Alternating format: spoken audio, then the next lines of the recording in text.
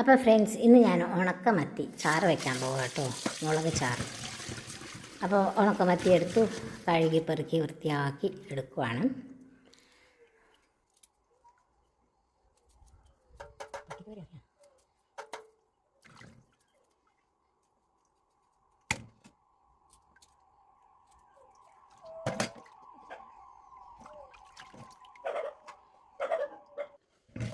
അപ്പോൾ ഉണക്കമത്തി എല്ലാം മുറിച്ച് കഴുകി എടുക്കുകയാണ്.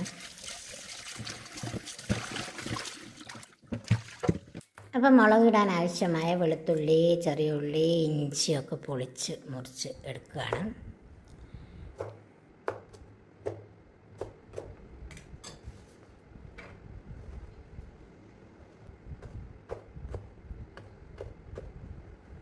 അപ്പോൾ ഇഞ്ചിയൊക്കെ ചതച്ചെടുത്തു.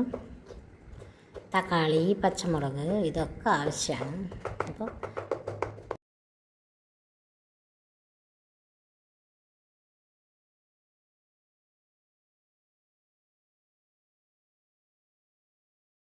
അപ്പോൾ അതിന് വേണ്ടുന്ന തക്കാളി, പച്ചമുളകെല്ലാം മുറിച്ചെടുത്തു.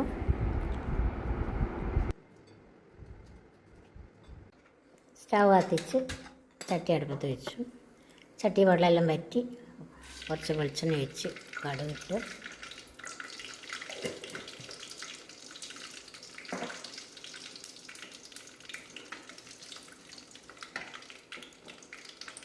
കുറച്ച് ഉലുവയിട്ടു. ഉലുവയും കടുകും എല്ലാം പൊട്ടിക്കഴിഞ്ഞ് അതിന് ശേഷം മുറിച്ച് വെച്ച തക്കാളിയും പച്ചമുളകും ഇഞ്ചിയും ചെറിയ ചുവന്നുള്ളിയും വെളുത്തുള്ളിയും എല്ലാം ഇട്ട് നല്ലോണം വഴറ്റി ഇച്ചിരി കറിവേപ്പിലൊക്കെ ഇട്ട് എന്നിട്ട് കുറച്ച് പുളി, എൻ്റെ പുളിപ്പാത്രമാണ് കേട്ടോ ഇത്, പുളിയൊക്കെ ഇട്ട് കുടംപുളി ഇട്ട് നല്ലോണം ഇളക്കി ഒന്ന് അരച്ചു വെച്ച് അതൊന്ന് വേവട്ടെ. അതിനുശേഷം അത് തുറന്ന് നല്ലോണം ഒന്ന് ഇളക്കി ഇച്ചിരി മഞ്ഞൾപ്പൊടിയും മുളക് പൊടിയും ഇടാം.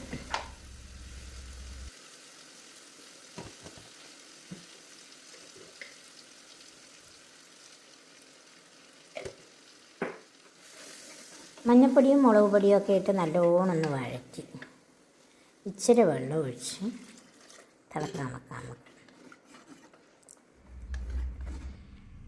അപ്പോൾ ഈ തിളച്ച് കഴിയുന്നതിന് ശേഷം നമ്മൾ കഴുകി വെച്ച ഉണക്കമീൻ എടുത്തിടാം.